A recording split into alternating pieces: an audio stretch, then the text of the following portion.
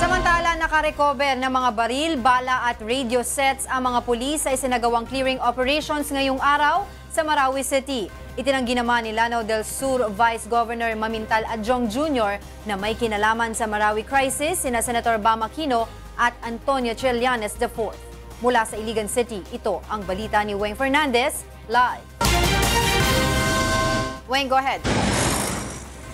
Ngayon ang ikalabing araw mula nang sumiklab ang bakbakan sa Marawi City at kanina lamang ay inumpisahan na ng Philippine National Police ang pagsasagawa ng clearing operation sa syudad.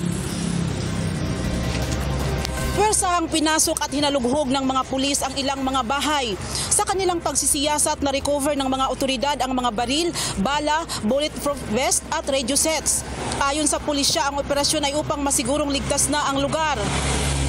Ang significance nito is to really determine whether yung area is safe na or there are still remnants of the threat groups.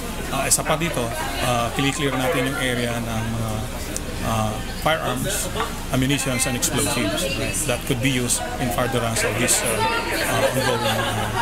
ongoing events. Sa tala naman ng mga otoridad, umakyat na sa 134 ang nasawing miyembro ng Maoti Group sa nagpapatuloy na bakbakan sa Marawi City. 38 naman sa panig ng militar at pulisya, habang nasa 30 sibilyan din ang nasawi sa labanan. Samantala, sa isang press conference, pinabulaanan ni Lanao del Sur Vice Governor Mamintal Adjong Jr. ang Pahayag ni Justice Secretary Vitaliano Aguirre II na may kinalaman sa gulo sa Marawi sina Senator Bam Aquino at Antonio Trillanes IV.